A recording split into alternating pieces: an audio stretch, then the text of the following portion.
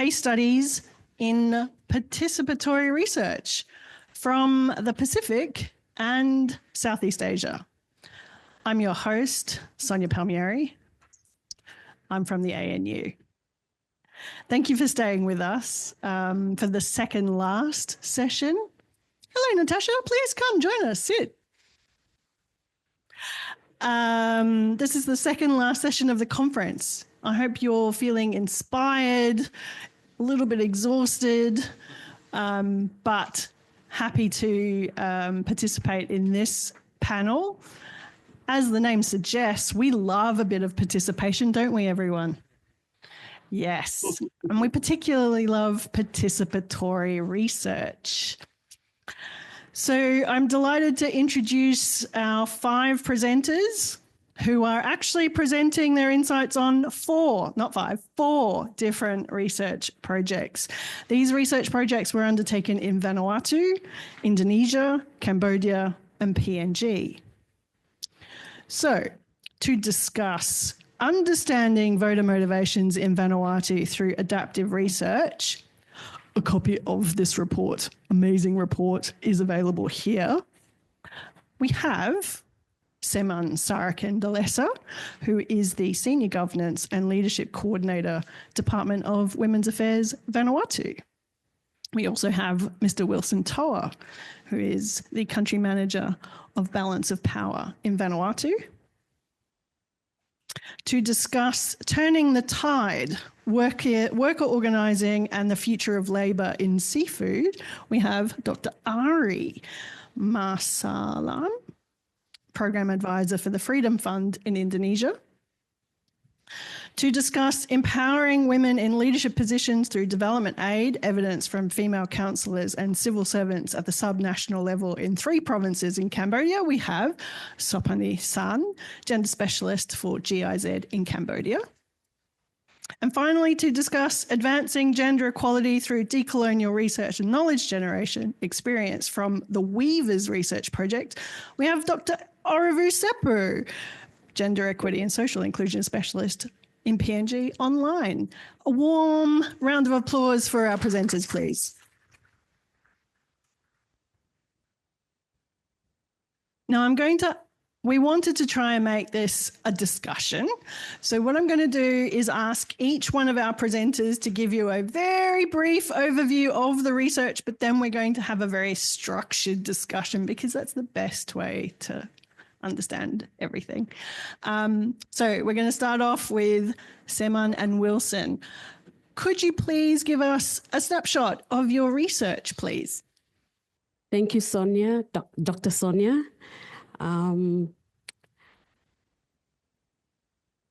Panelists, friends, thank you for giving us this opportunity. I am Seman, as mentioned, I'm Seman Saraken from the Department of Women in Vanuatu. And much of what the research we undertook is focused on the motivations or uncovering motivations of voters when it comes to elections. This research is, as mentioned, it's unspoken rules of politics. That was conducted by a team of mostly researchers from Vanuatu, from the Office of the supported from the Balance of Power, and Australian National University, and supporting the Vanuatu government, which is the Department of Women's Affairs. And with that partnership, Bob and the Vanuatu Ministry of Justice and Community Services, the Australian National University, this partnership brought together the research that we were able to come together and conduct in the last 2 years, yes. So the unspoken rules of politics, or the research that we conducted, used a broad objective of understanding what motivates voters, what influences or what drives voters to make decisions or organize their votes when it comes to elections. There are many instances where, in contexts where it is difficult to discuss women's contribution to political decision-making, we kind of wove that discussion into that, that research when we undertook the community, the interviews and the community forums. And out from that, we encouraged participation from 11 communities from 4 provinces to come together and undertook this research. And we had been able to launch with much support from the research team, Bob, the ANU, we had been able to launch that research last week in Port Vila, and that launch was made by the Minister of Justice and Community Services. And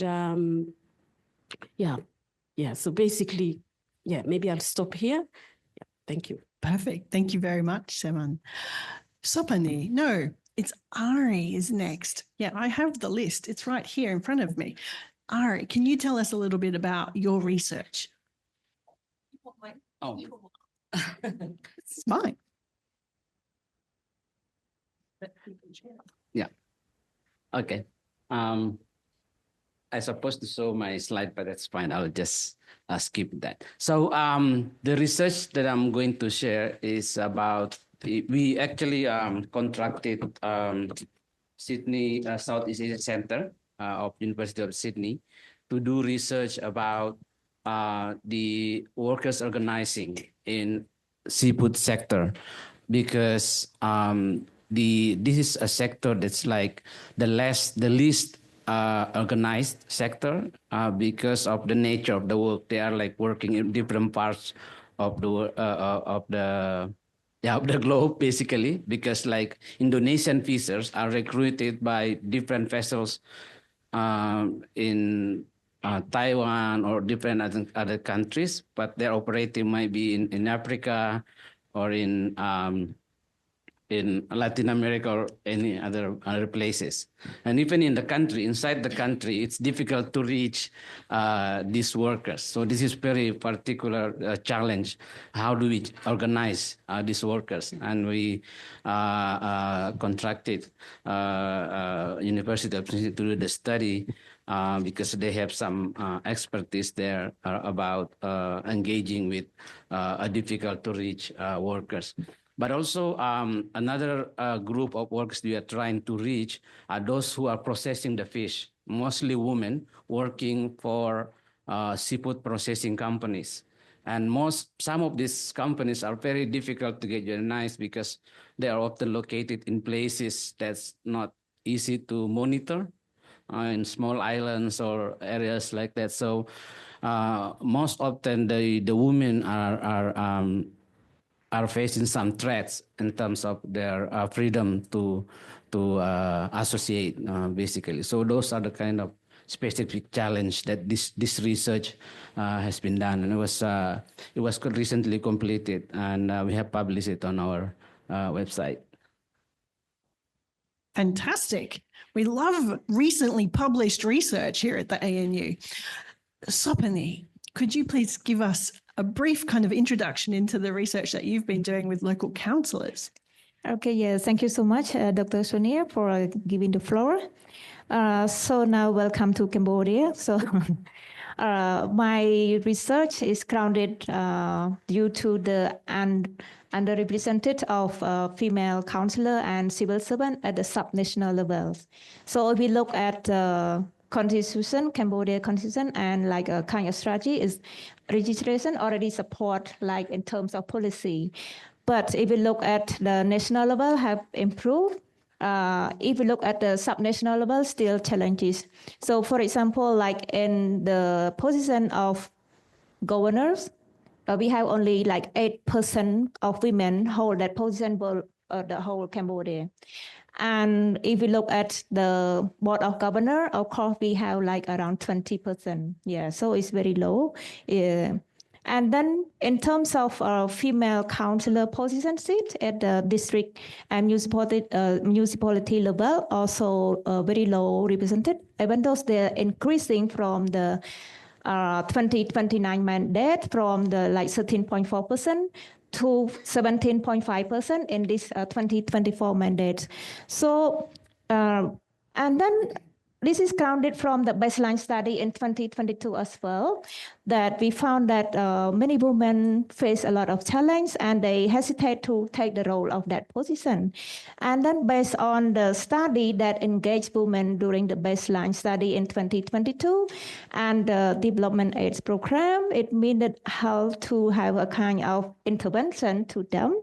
And then this study in 2024, in February to March, we want to see what are the progress. So we studied the same respondent, female councillors, and also the female civil servants to see that after receiving intervention, like a training coaching program, is there any improvement? Yes, so this is like a background history. Of course, we have a kind of only conduct with the 3 provinces, namely Battambang, Siem Reap, and Menteh Menteh under our project, GIZ project. Yeah.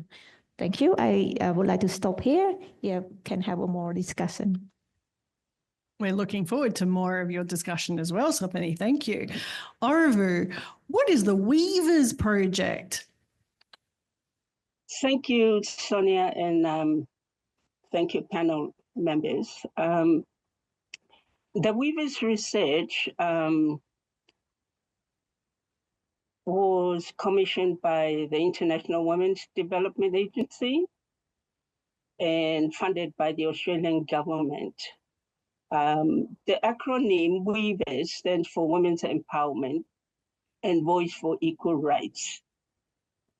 So it was a research project that aimed to contribute to transformative and structural change in the lives of women and girls in Papua New Guinea. The Weavers research was undertaken by a group of local researchers who were themselves leaders of women's rights organizations, as well as activists. And it involved 38 women's rights organizations nationwide from each of the 4 regions in Papua New Guinea. And the research was led by me as a research lead and supported by a steering committee made up of local rights activists, 11 of them. And those 11 members of the steering committee also expressed their willingness to be data collectors as well. And then we recruited 3 more data collectors from outside the steering committee to contribute to the research project. So the research started in 2023 and we completed it in mid-2024. The report was launched in Port Moresby in June of 2024. The Weavers Research Project actually provided an exciting opportunity to revisit,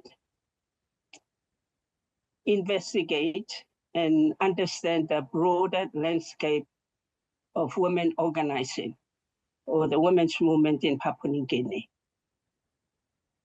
Amazing.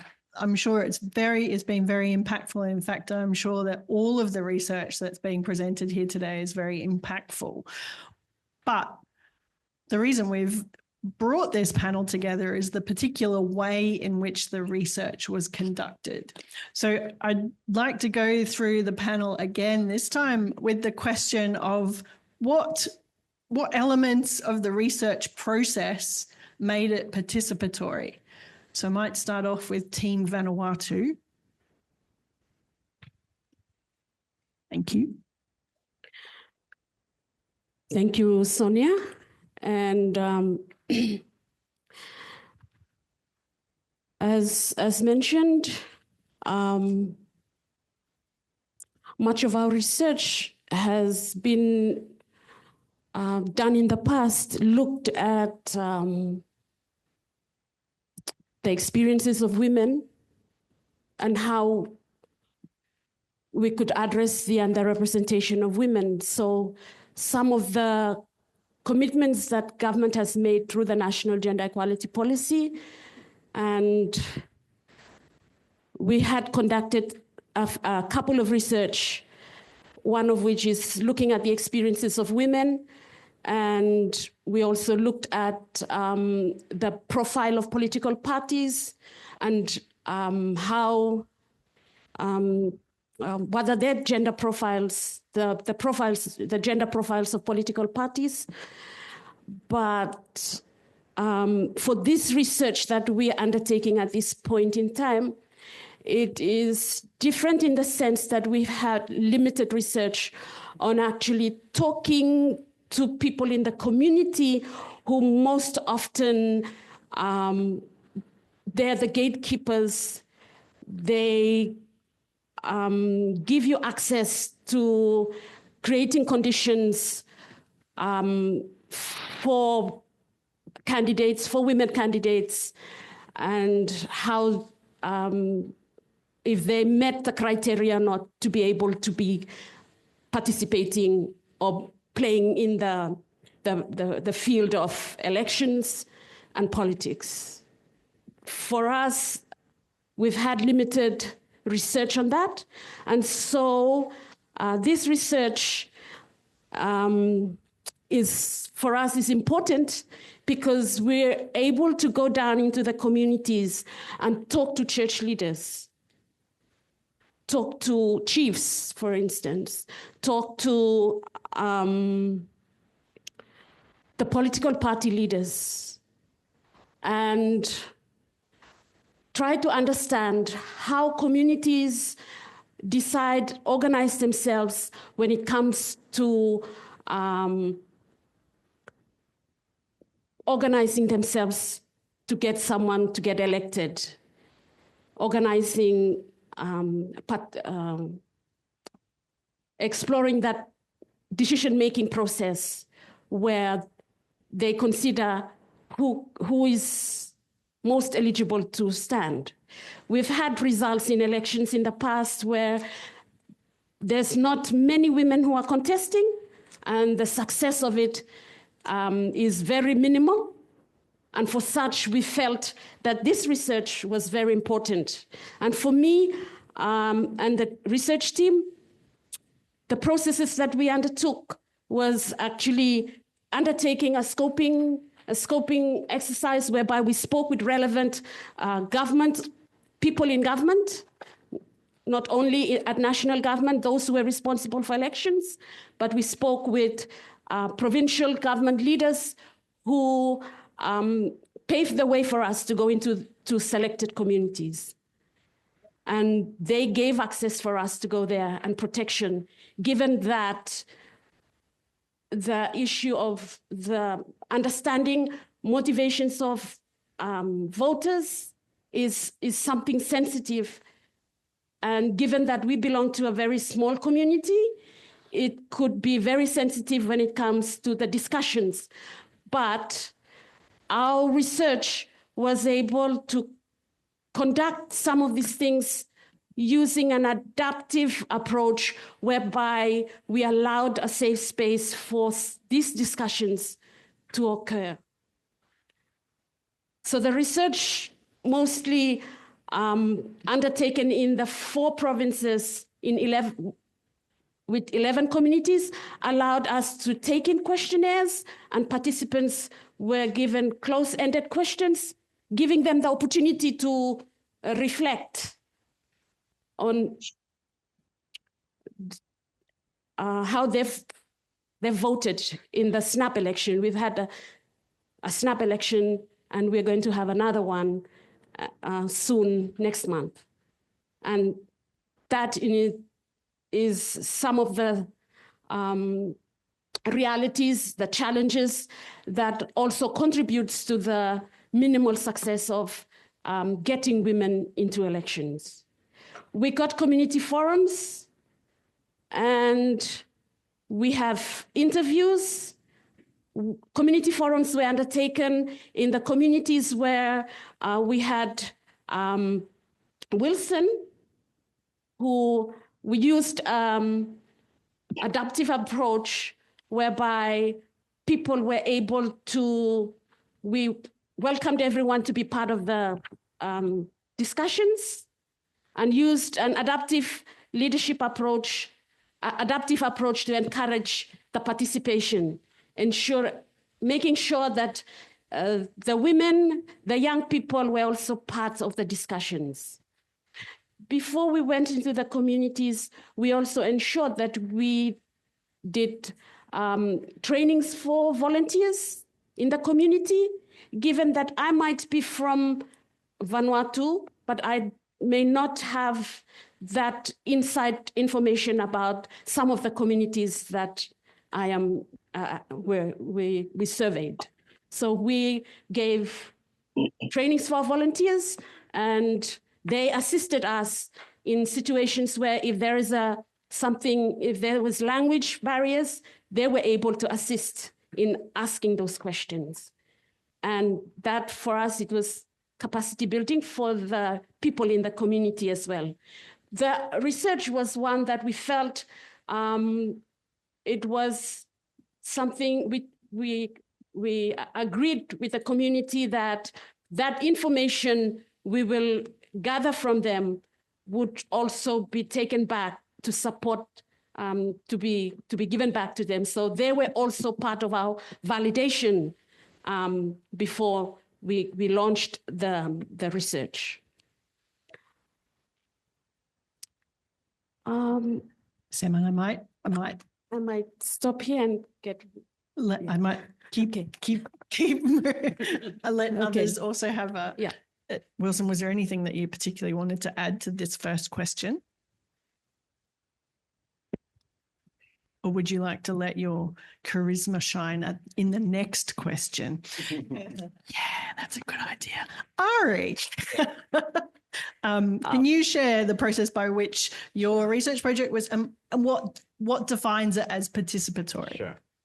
I think I'll approach that question by first, of course, describing how we do the research, but also what are the key findings of the research and what we do with the research, because the research is not participatory. It's we hired the team, the research team from University of Sydney. One is from the university, and they have like a local researchers, and they do typical qualitative research, doing focus group discussions, consulting the NGOs and the labor unions who are part of our programs, but also the migrant visas and the wives, because it's as I'll explain later, the wives of the migrant visas made actually like play a very important role in many decision making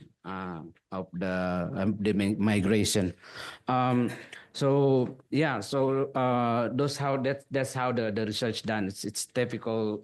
We did it for about 6 months, doing the consultation at the community level, but also with this organization. I also talk with different unions outside the seafood sector, because we also want to engage with the larger union movements in the country in terms of how the problem in this particular sector can be introduced to a wider segments of the industry.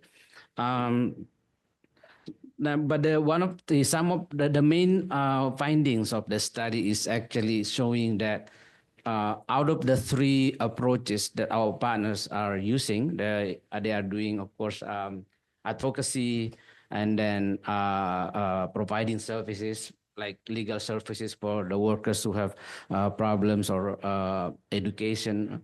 But we found that the most promising approach is actually those who are doing the labor organizing at the factory level or at the um, vessels level. Although it's very hard, of course, because as I described before, like they are very mobile.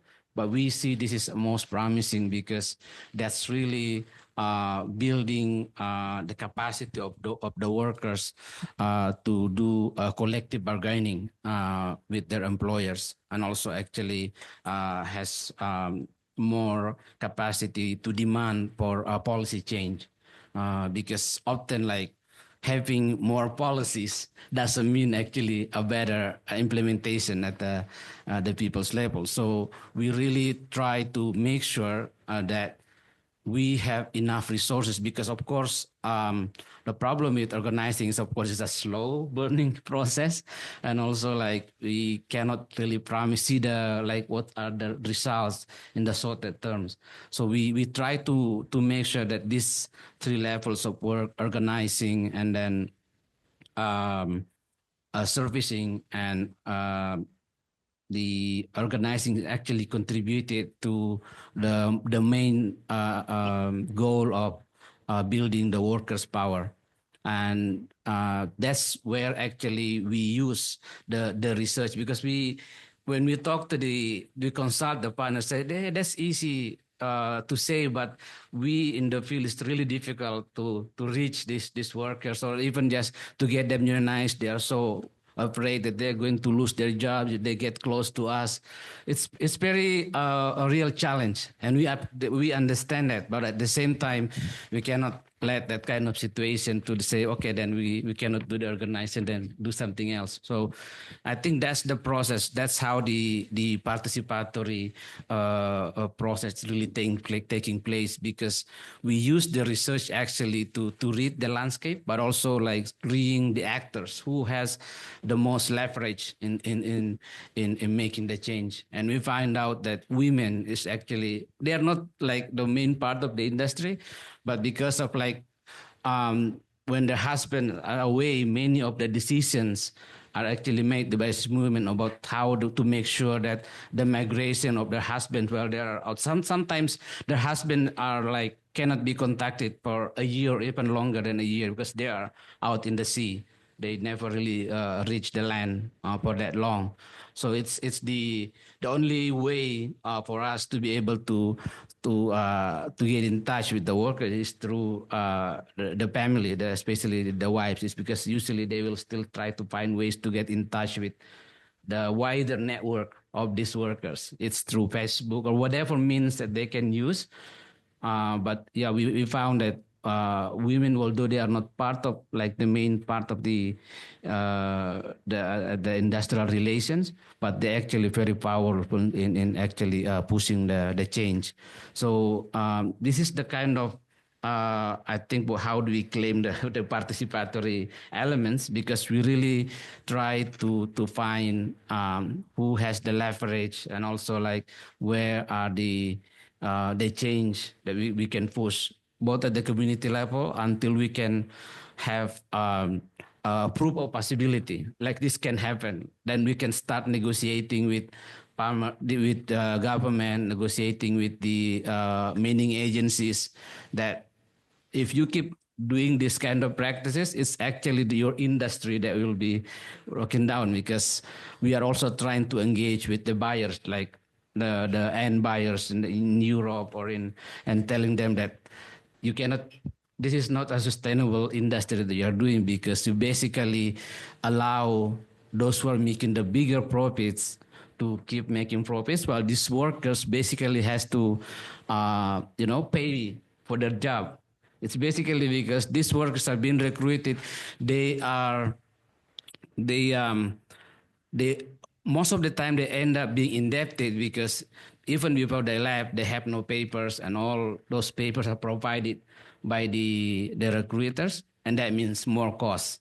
And they will sometimes not getting paid for months, because just to pay back all those costs that they need to So that's how we try to track back, like where is the roots of the problem, but then also define where is the agency to make that change.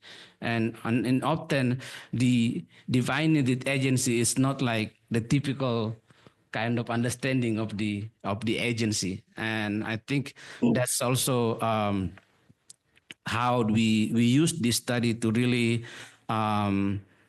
see like who else beyond like the traditional understanding about labor relations, who else actually can be brought into the table and start the discussion about how can we change the nature of this industry. Yeah. Fascinating. I think there are lots of elements to unpack there. I think it is participatory, but we'll get there. Sophany, what elements of the research and the way in which you spoke to all the councillors at the subnational level were participatory? Yeah. So why my research applied can consider as the participatory approach, right? So this study, it means that to assess, actually we want to see the perception, like positive perception of female councillor and civil servants in their function, their political and public tasks and roles. And it's employed the participatory due to that we designed the study. One is referred to of course, conduct a survey to 114 women and also like 67 of male counterpart as well. And then we also designed the in-depth interview with the female in the position of Women and Children Consultative Committee. And also very deep a kind of, impact story of the female civil servants that they, before it means they have very low capacity and hesitate to take a position as the district governor and deputy district governors, and also in the director of administration. But somehow through the program like coaching and training, building their leadership skill, and then we conduct a very deep, a successful case study of these 6 female civil servants as well in the study. And very deep, we can build the result from their participation with the researcher. So they share about their life experience from the past that they engage in the public and politics sector at the first time, how the challenge they face, they go through, and how they tackle with the challenge, and why they hesitate to take the position due to cultural norm as well, that women should be show as a moderate, like humble, why women have to show themselves and say, I'm capable, you should put me in that position in that way. So somehow, as a women, like Cambodian women, try to think someone to value them. Oh, she's very good, so now put her in that position. So waiting for someone, for example, like their leader, to see them, rather than they try to sell themselves. That want to say that, I can take this position, but we need support, something like this. So they try struggling and waiting for a very long time. But after the training, they say, yes, why we waiting for others to value ourselves if we are doing a lot of work? Because, of course, during the interview, they say they do a lot of work, and then still the position is like a deputy. And this deputy also due to the strategy as well that put in the quota that at least have one woman as the deputy. It's in 2025. Before that, it meant very low women in that position. But after that quota policy, and then there's women as the deputy. But right now, it means that women want to go beyond not only deputy, but the challenge is still facing. So that is why through this study, we get the real what is the needed for the women councillor and women civil servants, so that they can move. Yeah, they can prepare themselves as the potential women to move for the stake of a leadership role. So based on the result from the baseline, we design a kind of study, because one, not only empowering women, but also lack of support from male counterpart as well during our study in the baseline. So we design those three programs. One refer to the training exactly to only female counselor in terms of like public speaking skill, advocacy skill, budget and planning skill, and also refer to the digital skill, because somehow now in the government also not only like a paper based or something like this, so women have to know some technical skill refer to the digital age as well. So this is we provide a kind of like a series of training to them. And then we found that not only women are empowered, but what is behavior not change. For example, like male counterpart, it's still like we have a class ceiling and the culture norm, okay, only men can make a decision rather than women.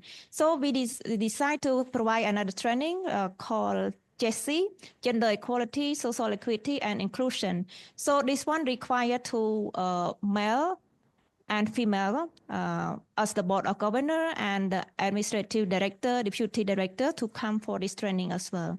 In terms of raising awareness that gender is not only for women, because in Cambodia concept and especially in the government concept, when we're talking about gender training, they will send all women. Yeah, you go, let women go. But still, men as the men who make a decision still don't understand what is gender mean. So that is why this training is provided to both to understand what is power relation and how you can work together. Not only women work, not only men work, but it's kind of working together to serve a better service delivery for the citizen in their locality. So this training also provides to both men and women. And another training we call a Women Leadership Program, that this one a kind of go through the series around like 9 months. So we have a series of workshop training and also coaching as well. So in terms of building them and also mentoring support related with empowerment and also mental support as well, because they face a lot of challenge when they are in that position. So somehow it's not mean that women don't want to take in that position, but somehow when they reach to the position, they face a lot of challenge that many people want to see that whether women can work or not. Yeah, if like related voter as well, that why women not vote, why women don't want to vote or stand as a candidate, because they face a lot of challenge.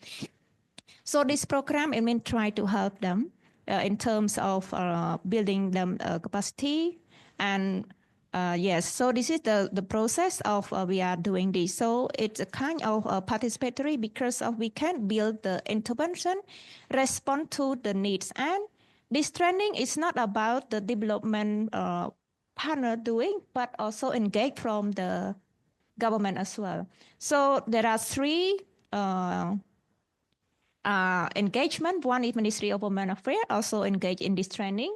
And in Cambodia, we call Masalam, National School for Local Administration, that they have the role to provide capacity building to all administrative government staff. Yeah, so they also provide this training, engage in the program. And one more refer to, we call NCDD. Yeah, NCDDS mean National Democratic Development for Subnational Administration. They have responsibility to look after, to provide this training to those female. So it means that it's kind of participatory. It means not only from the development partner program that provide the training, but also engage from the government side. This is a kind of ownership to them as well. Not only, hey, we have a program, so please provide to your people, but it means that the kind of ownership and participate in the program to make it success. Yes, thank you. Thank you, Sophany. Lots of synergies there with the Balance of Power program and the way in which the Vanuatu research was engaging government and lots of other stakeholders. So participation in the broader sense there as well. Wonderful. Orovu, the Weavers program, research project is described as decolonial research and knowledge generation. Would you like to expand on that and how that's participatory? Thank you, Sonia. So the Weaver's research methodology embodied both decolonial and participatory approaches. And it also sought to facilitate outcomes that were empowering to those involved in the research process and those that are directly affected by the issues that were being researched. I'll share with you 3 key elements of the participatory approaches that the Weaver's research adopted. So the Weaver's research sought to redistribute power between research stakeholders. So it applied inclusive power with rather than power over approach to collaboration and partnership. And in relation to that key point about redistribute power between research stakeholders, the Weaver's research also established and applied a 3-way research partnership between the International Women's Development Agency, IWDA, myself as a lead researcher, and members of the steering committee, as well as the data collectors. So the roles and responsibilities of all the stakeholders were clearly defined from the outset. And we also established ways of working collectively upfront and all throughout the research process. And the other point to clarify this first key element of redistribution of power between research stakeholders is that IWDA's approach as the commissioner of the research was to step back and center the voices of Papua New Guinean women's rights activists across all stages of the research, and to allow local ownership and ownership of the research to take root and grow. Now, that's the first element of the participatory approach that we applied in the Weaver's research. The second key element is redistributing power through the research process. So significantly, the research brought together, through myself as the lead researcher and having had established myself in that space and with my networks, as well as those of the steering committee members, we brought together rights actors from across Papua New Guinea, from different regions, and across a diverse sector of the population. And together, as part of the research process, all the stakeholders mentioned, the steering committee members, myself, all put our heads together, join our hands to map out, investigate, discuss, dialogue, and understand the overall landscape of the women's movement in PNG. So it was a very good partnership that was forged in the process of conducting the research. And also importantly, as part of the research process, decision-making was collective, consensus-based, with the steering committee members actively involved in the research design, creating and piloting the research tools, the data collection, the data analysis, and generating the recommendations. So this also meant that we had to meet in person on several locations over the period of the research, as well as connecting online through a very active and lively WhatsApp group for Weaver's research. A final point I wish to make about this redistribution of power through the research process is that as a research lead, I adopted a roundtable approach to leadership. and help to ensure that all members of the steering committee members felt welcome, that they all heard, and ultimately all the individuals and the collective stakeholders that comprise the research team got to own the research. That wasn't easy because you have to pull together all these diverse actors to sit in one place and think and walk the same path. So that's the second element of the participatory approach to the Weavers research. The final one is a redistribution of power through generating new evidence. Well, what research seeks to do is to generate new evidence, new findings. So that's what the Weavers research did.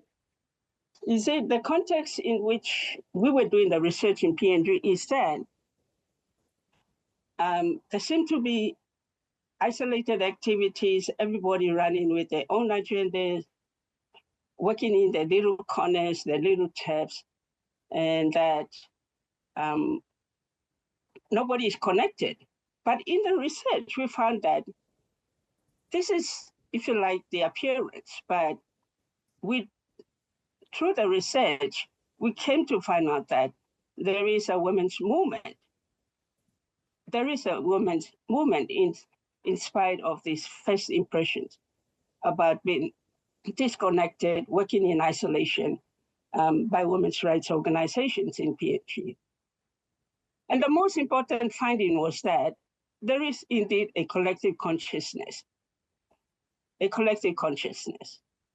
So women knew about their rights.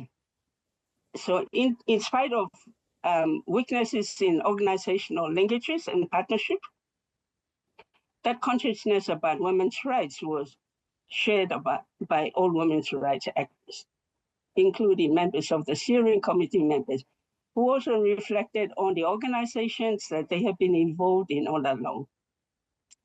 And the other key finding that came out of the Weavers research was that, remember when I pointed out earlier, a participatory research has to facilitate empowering the stakeholders who are involved in the research, the rights actors in Papua New Guinea.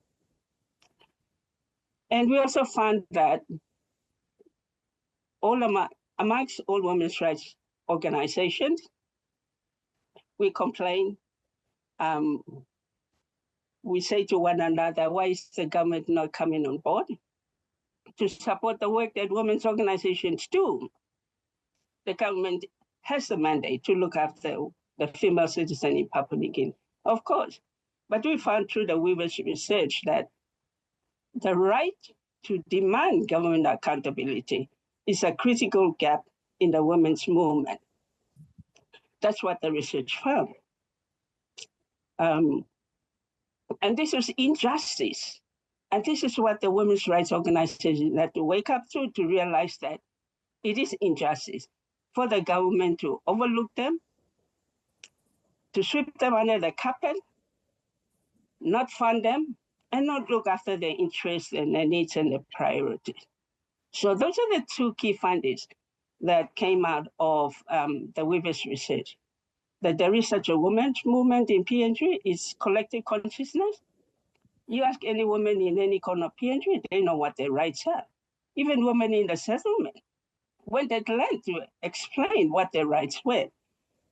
So just to wrap up on that point about the key element, the third key element, the research findings had to be shared because this is about mapping the ecosystem of women's movement. So we had the Port Moresby launching, but we also had regional launching and provincial launching, as well as specific stakeholder focused launching, such as the vulnerable populations, which constitute HIV/AIDS, the LGBT, and the minorities that don't always feature in research. And this actually helped consolidate some key networking amongst women's rights organizations through the launching. So as I speak, I'm very aware of a particular region, southern region where I come from, and because I'm based in Port Moresby. We launched a women's report for the southern region, and it created a lively WhatsApp group. And in that WhatsApp group, we share information, we share insights, we ask questions, and we discuss issues that are ongoing and affecting our lives. So I'll just leave it at that. So those are the key elements that came up from the women's research that we consider to be participatory.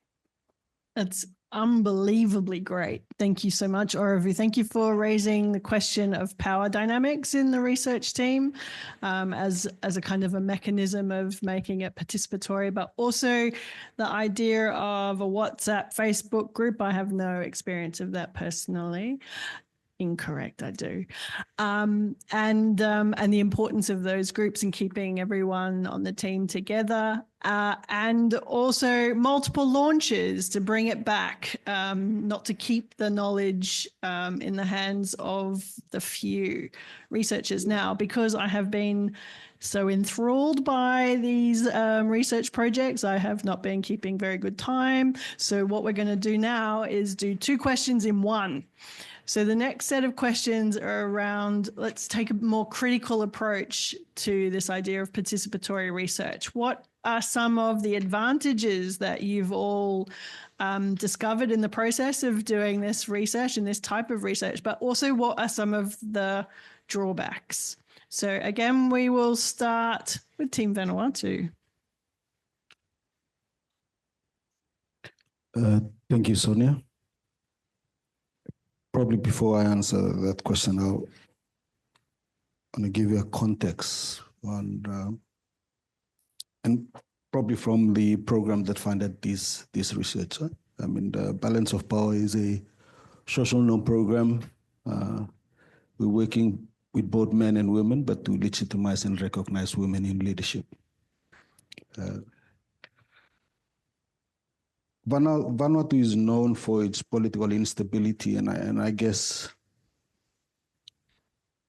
it's interesting now that we no longer call it a national general election, but we always call it a snap election, because we have dissolution of parliament. It's become kind of normal now, and that happens 2 weeks ago. And there are research done before specifically on barriers on women into participation in election, but there's certain caps in terms of understanding the motivation of voters on why they elect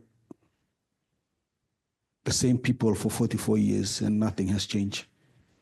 And I think as a country, we require good leadership, but we need to understand the motivation of voters, because at the end of the day, they are the one that elect people into parliament. And for us as a program, it's good for us to understand that, so that it could help us in terms of become a bit more innovative and strategic in terms of implementation on how to look at changing social norm, but getting people more responsible in regards to good leadership for our country. In line with that question, I think for our research, we are not just collecting data. I think for a lot of research, we go there and collect data and come back and analyze the data and say, oh, this, and that. For us, we're collecting data, but we're also taking the opportunity to, in a subtle way, to also carry out awareness. And I think because of the desire for change in the country, and as a program, we try and take advantage of those opportunities to do that as well. And I think the approach that we use in terms of having questionnaires and doing a forum and then have one-on-one interview has given us this opportunity to also, through the conversation, also try and shift the mindset in terms of what could leadership look like. Even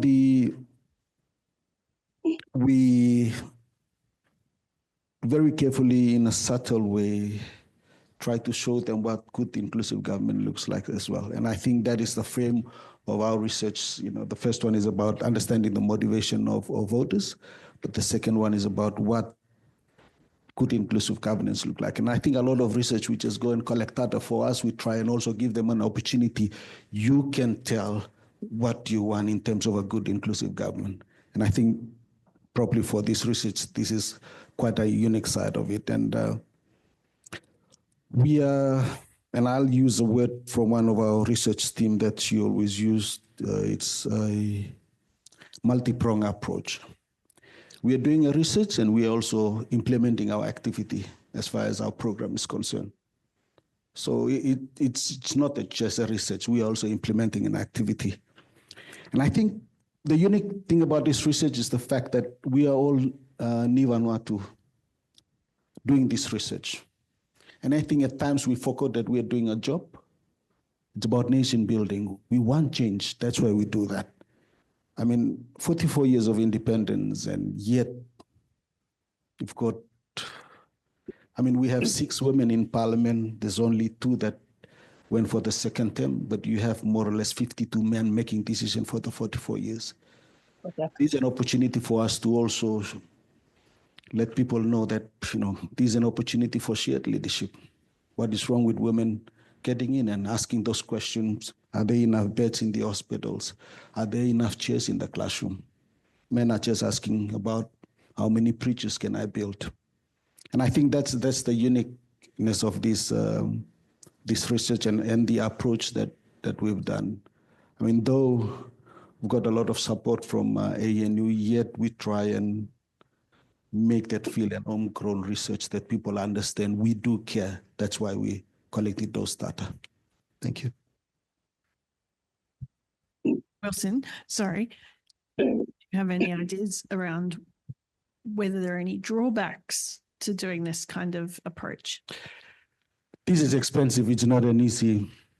We need more money to do this. Thank you to TIFAD, we are able to do this, and with the support of ANU. But I think, good research needs good money. Also, we went to a community where, of programs, we want to showcase our banners, we are this, But we went to a community and someone picked out, when he gave this comment, I said, I know you guys from Balance of Power, you want a balance. It put us in an awkward position in terms of trying to go and collect data, because now they probably have certain assumptions of why we are doing this research. And that is a risk. The next community, we put the banners back in Port Vila. Even wearing our shirt that has a logo or Balance of Power, it's quite, because now sometimes they felt that it's pushed by donors.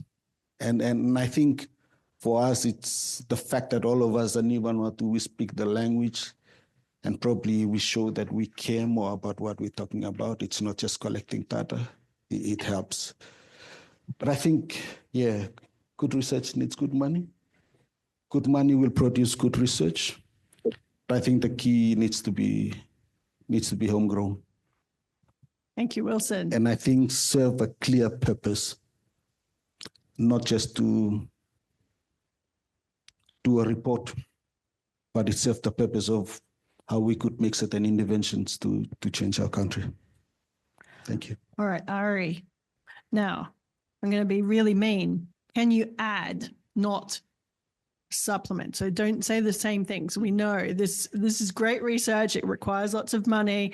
It's nation building. These are all advantages. What else is an advantage or a drawback to doing participatory research? Thank you.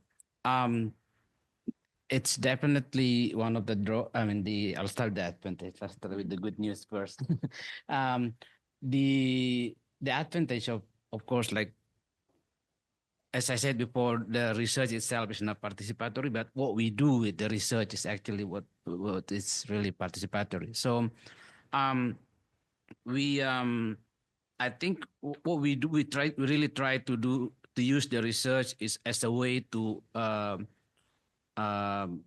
build a movement in a way that the research actually helps different actors to see who is doing what, who is the best on which work. Because as we lay out, we are working for policy advocacy at very high level, even up to international level. Some are like working, like providing services, like a bandage for those who are already being, but those are like really have a trust relations with the at the village level. So we need to capitalize on all these different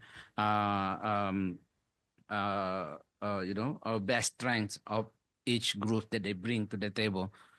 So I think that's how the research is really being useful in terms of really mapping out, but also like asking quite hard questions like why certain groups need to do advocacy. For instance, NGOs are operating differently with unions, but why NGOs think that they need to do what the work of the union should do, and they don't have the the constituency to do that. So bringing that kind of hard questions to the table also make the research really useful, because that makes like all different actors, because we are as a funder, we of course we have our own position, but we really try to democratize the space and let these different actors, unions, and NGOs to challenge each other. So I think that's really very useful, because we did that through. So after the research, we did validation workshops, a series of validation workshops, and that's the space where they really also start to lay out. Okay, let's agree. This is what the focus of the advocacy, because the challenge also, because sometimes the structure of industry makes certain actors are closer to a certain ministry, for instance. So, and a certain think tank thinks that because they are closer to Ministry of Manpower, they want to focus on the policy that's only will address the regulation related to the Minister of Manpower. The thing is, this is a very complex, because we are not only working with one particular. So there has to be a way to bring also this different government ministries, and force them to really, hey, you guys need to agree on what's the best solution here with all this contradictory, sometimes even policies that government has been pursuing. So I think that's one. That's really the advantage, that it brings to the table hard questions that these different actors has been like pondering, but this research is really make a light about where the resource really need to, and where the level of change can be really be done. And that's I think that's why we particularly hire a researcher that has a trust also among NGO, but also the union movements, because we need that in order to be able to be heard by these different actors. And I think the second advantage is because we have a forum, we call it Community of Practice, where every 3 months these different NGOs and unions come together and really share it's a cross-learning process, and also see potential for collaborations in the work. And I think that's after having that hard conversations and agreeing on certain areas, this another forum of really keeping to get in touch, get in check, even like, are we really still in the plan that we initially agree on? So it builds trust and ownership among different partners. I think that's what I want to say. And the last about the drawback, it's a big. Was yours expensive too? It's well, we are partners, so it's not the main concern is really much about the power dynamics, because you can imagine like some are like very sophisticated NGO, they have very like very strong relations with international actors, or even, but some are like very high, village level organizations. And how do you bring like this?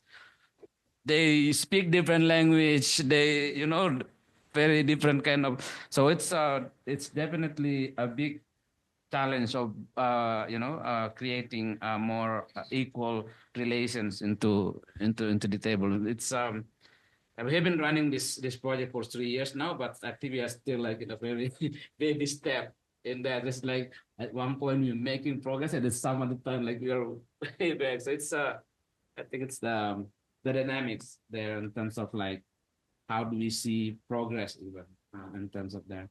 And last one is often like contradictory because all these actors doesn't bring only one agenda to the table. Each of them has their own interest, and it's not always like it's not like one way that we can lead. But I think we always try to, at the end of the day, the question is, are you bringing to what we are saying about workers' power, or actually bringing doesn't contribute to workers' power? That's how we check about whose interest. I mean, we're opening about discussing whose interest, but like if you are actually representing the company's interest, then doesn't serve the purpose of us meeting here. That means you're not belonging even to the conversation if that's how you want to stick. But that's, I think, the dealing with these power dynamics and contradictions are really the big things that in this kind of work. Important lessons, because I think managing power dynamics is never a static thing. You never kind of manage them. It's an ongoing process. And contradictions, well, that's my life. Sophany, advantages and disadvantages. I will not repeat it because all I agree, and especially related with the money. Without money, we cannot conduct a good research, and without the good research, we cannot have a right intervention as well. So this is, I totally agree, and add up for the key benefits. Once this approach is actively involved from the stakeholders. So not only the respondents, but also other relevant stakeholders, they also engage as in the process. So this is in which that they are the ownership of the results. So what they give to the researcher, it means that this is what really need for them, so that we can develop a program intervention and respond to the need. So that is why it means I can say that this is a kind of ownership and empowering experience rather than the extractive. Yeah.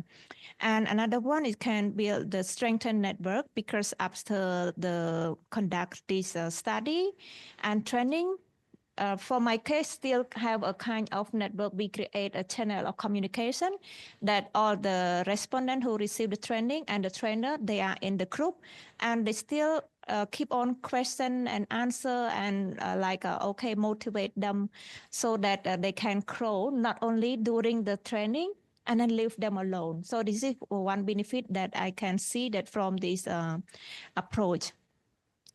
And of course, related with the drawbacks, at all related with the time consuming, because it means that researchers have to go to meet them face to face and conduct interview, and then build a good relationship to gain trust. Not quickly ask to the question.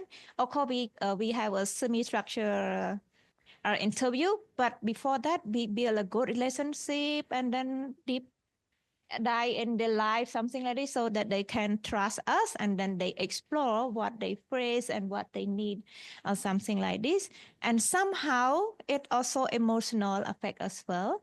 Some respondents even cry. So it is also, as the researcher, we have to have a kind of like it's not easy, right, to control the case or something like this. So this is one I can see kind of disadvantage. And related with the commitment as well, it cannot be a short-term commitment, but it needs a long-term commitment, because, okay, after intervention, but still the process is going on to support them, not leave them alone. And it's referred to stakeholder engagement. So it means the respondent have to participate in our process, and also the partners, other partner, like I mentioned, the national partner also had to engage with us so that the process can be go through, and then so are the results. Yeah. So this is, I can say, as the drawback of the approach. Yes. Thank you. It's one of those things, Sophany, that's a drawback, but also an advantage, being time consuming. You get more time to engage and more time to develop those partnerships, and those relationships, but it is time consuming and it takes time from other things. So yes, excellent. Orovu. Thank you, Sophany. I'll be brief. Regarding the advantages, the data collection was conducted by the research team, data collectors who were familiar with the respective regions, and they had networks with the 38 women's rights organizations that were selected by the research team as research participants.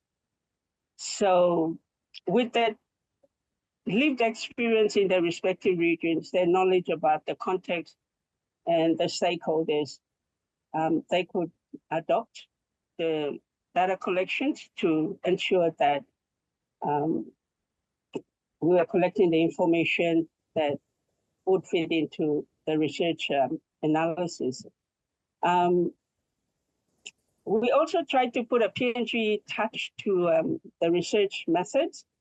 So there is a method with Sarah Garab, and Strong Women's Advocate in PNG, in her paper published by ANU, where she talks about Maribong talk.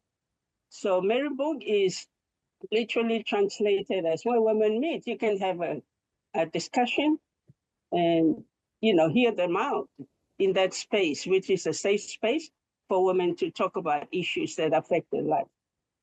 It's equivalent of focus group discussions. And the steering committee members also, as I mentioned earlier on, after the research was completed and the report compiled and launched, went out to the respective regions and shared the research findings with the stakeholders. So those are the key advantages of the women's research. What were the drawbacks? Funding and time were critical. And the women's research had to be retrofitted to actually fit in with the process that was evolving as it was being conducted. So that meant the funding had to be reconsidered, the external timelines had to be reconsidered as well. And it took time because initially the women's research was intended to be conducted and completed within a 6-month period. It took us over a year to actually finish that research. But it also meant that we had to work hard at redistributing and balancing power between the 3 stakeholders, the research team, myself as a lead researcher with a solid research background, and the research team, some of whom had never even imagined that they would be doing a research such as this. So we had to sort of manage that through a transparent and honest communication and decision-making processes. And also had to think seriously also in the process of doing the research to build the capacity and confidence of the less confident members of the research team. So I'll leave it at that. Thank you, Sophany. Thank you, Orovu, always with the most important points at the end.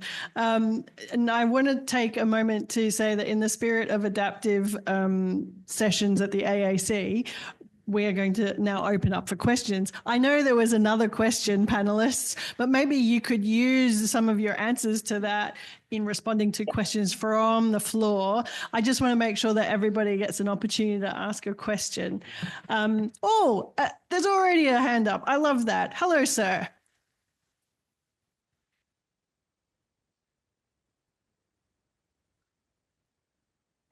Thank you. My name is Thiria from the Asia Foundation, Cambodia.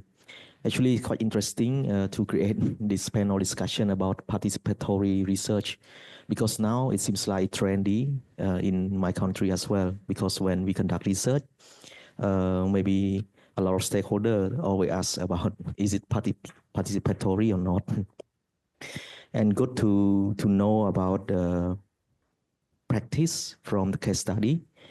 And I just want to know, do you have any checklist or maybe step by step that you can share in order to ensure that it is the research is participatory?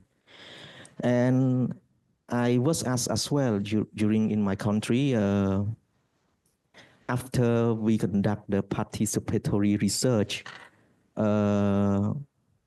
have you tracked or assessed the quality or the level of participation or not?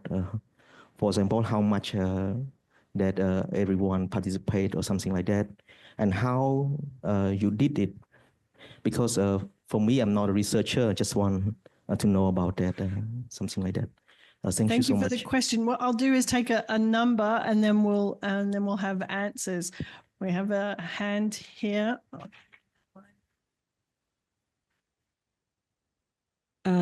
Thank you to the panel for all of those interesting insights in the different ways that you do participatory research.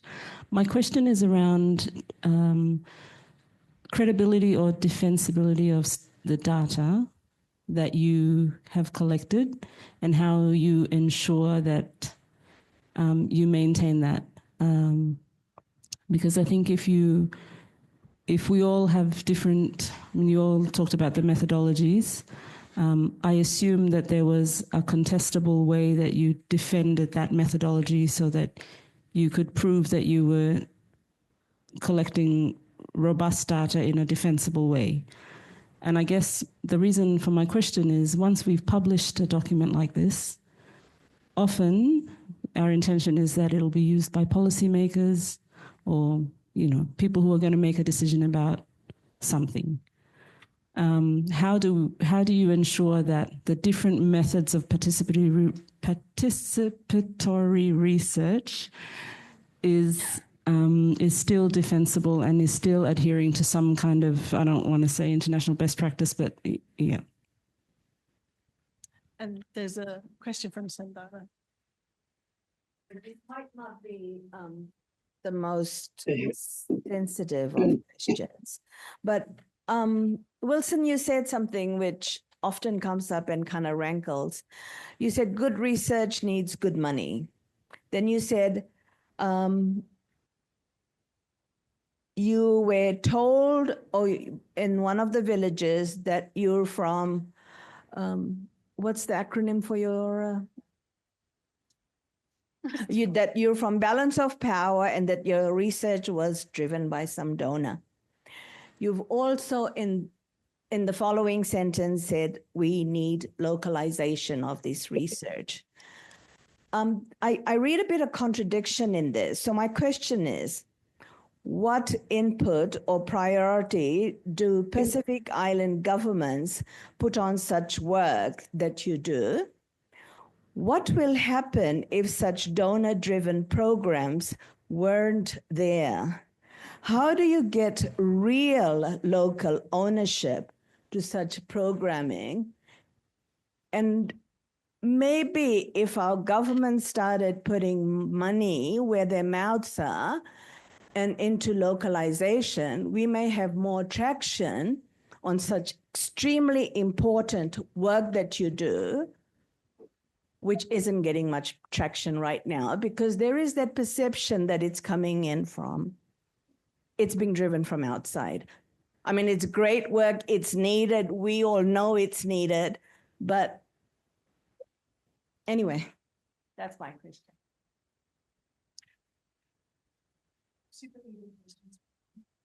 Super easy questions. Orovu, I'm going to start with you though. Thank you. I was going to put my hand up, Tanya, to take that question. Okay, so credibility and validity. Is that the question that I can address that a bit, and then I'll go to the bit about government commitment versus donor funding. Credibility and validity. I think when we think about credibility and validity, and if we are using decolonial methods of research, we need to ask the question, who will define validity and credibility? It's the stakeholders themselves and those who are affected by the issues that the research is focused on, is centered around. Okay, so that's my take on the question around credibility and validity. The one on donor funding, yes, surely we know that. Look, if there was no donor funding in PNG context, there will be no social policies, there'll be no human rights work, to be honest.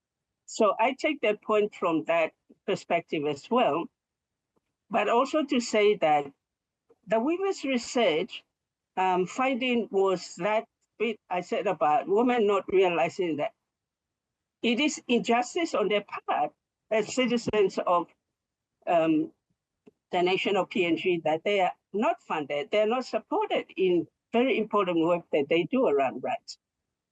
So that inability or that lack of recognition that it is injustice and therefore they should be demanding government accountability is an important, if you like, pipeline towards government accountability. And because out of that research findings we shared with stakeholders, there seems to be some traction already among stakeholders. And that finding has gone to the extent where, I don't want to go into specifics, but I'll just make a very general point that I attended a launching of a very important women's organization, indigenous founded and driven. And the governor of that province actually went there and committed funding, saying that this is what the government should be doing. And so that's the kind of impact that the participatory research can make. Because from the WhatsApp group that we set up for a particular region in PNG, there are key stakeholders in there who have close connections to the provincial governor. So that information obviously flowed through that channel, through the key stakeholders in the regional launching. Yes, you're absolutely right about government commitment. And that's the key thing that has to be taken about by rights activists, not just women, but across a whole range of sectors generally. Thank you. Thank you, Orovu. I know Wilson is dying to answer these questions. You want? Whoa. Yes, please, sir. Sorry. Thank you, Shatna, for the question. I think it's a tricky question because probably you already know the answer. But as well, I mean, I think the question is how can we be smart enough to use donor money? Probably that's the question. How can we be smart enough to use donor money for development of our country? Yeah, we'll be getting their money. And I think for us, participating in this participatory approach, and I think that's one way of being smart about using donor money and producing a report that is more or less nation building. And all our roads are built by donor money. Everything is built by donor money. That's the reality. I think the question we should be asking ourselves is, how can we be smart and don't make the mistakes for my country for the last 44 years and not use donor money wisely to build our nation? I think on the question of the validity of data and so forth, I'm not a qualified researcher and so forth, but I felt that a lot of question around data is specifically focused on the quantitative data. So you question, is that data really, and you have to challenge that. For our research is mostly around qualitative, right? And I think the approach, and I think a lot of the time we kind of downplay the qualitative data. But in reality, that's the lived experience of people in the community. It's quality data. And we don't ask the question about what and how. We ask the question about why. And I think that's a lot of the time when it comes to research, especially in the Pacific, and from the media perspective, you call, parachute journalists, and I think there's parachute researchers as well who come in and ask the question for how and what. I think it's about time even national researchers to ask the question, why? And that's very important. I think, for us, the qualitative data, that it's quite time intensive. It takes around 2 years for us to produce this report, which is right there. You can find it at our website, ANU, what do you call it? Open Repository website and talk survey. It's intensive, it's time consuming, but I think the participatory approach produces a data that is just as important and valuable for Pacific policy makers that is very different from purely quantitative data. Thank you. I think just to add on to what Wilson had said, that qualitative data produces just as is valuable for public policy making. We've used data in the past to, for example, to support, to lobby our leaders to be able to support reserve seats for women by actually showcasing to them real examples, success stories of how women were involved in leading water committees, managing water committees in the communities, and with the success stories. These kind of examples, although we had the support from our development partners at that point, but we use these such examples, success stories, to actually get the buy-in from our politicians, our ministers, to actually push for reserve seats for women at municipal level. So for me, research that captures the people's voice is very powerful and can facilitate change. And many times people may say that women are not demanding for leadership. But I believe this research is important because we are able to, the data reflects the real lives, the voices of the people out there. It's captured, it's documented, and as such, it's able to support decision makers to use that kind of information to make change and call for inclusive governance. Thank you. All right, which one of you would prefer to go first? I don't want to, yeah, very good. Just very short and also add up, refer to the question of data management, how we ensure like it's safe, right? Credibility and validity. This one, I mean, I refer to my organization only that for the not Microsoft, how to say that, how we gather and analyze data is come from our headquarter office, not from myself, and also not the country office like Cambodia as well. But this is assigned by the headquarter that we have to use only this software.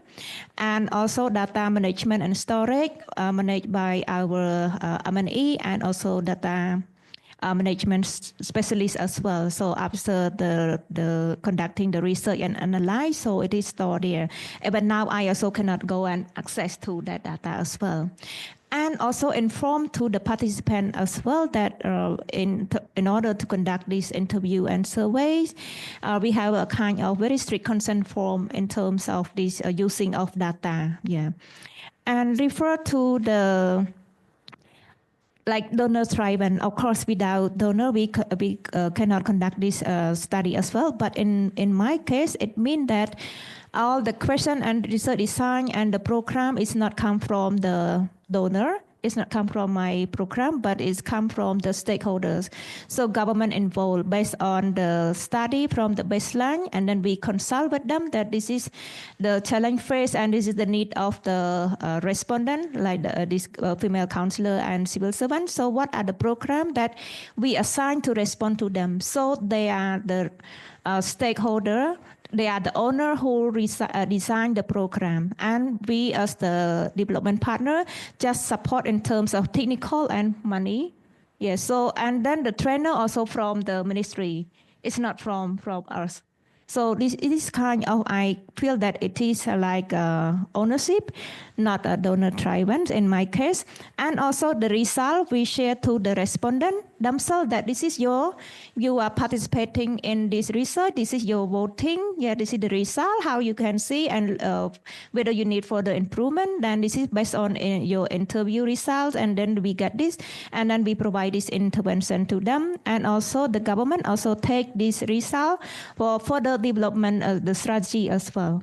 So this is, I can say that is kind of one part of ownership, but of course, like government always say that they don't have money to do this research, so it depends on the development partner. And refer to the checklist, of course, we do have the checklist in order to prepare for the conducting this research. So the first one, I mean, like we engage from the stakeholder, discuss what are the research design and in terms of the question, and also related with the time frame as well. And then we asking for the collaboration. So because they are the government staff, so they need a kind of like it's not a memo, like a kind of information that we will conduct this study to this province. Please, the governor have to help to assist something like this. I'm so sorry, Sophany. I'm sorry. Yes. The checklist question is an excellent one, and I would encourage you to reach out to the participants directly for their checklists. Thank you so much. Can I get everyone to thank Seman, Wilson, Sophany, Ari, and Orovu? And I hope you enjoy the the aid map pictures 3-map thing that I should know a lot more about. But please, thank you very much for participating in this seminar, in this session.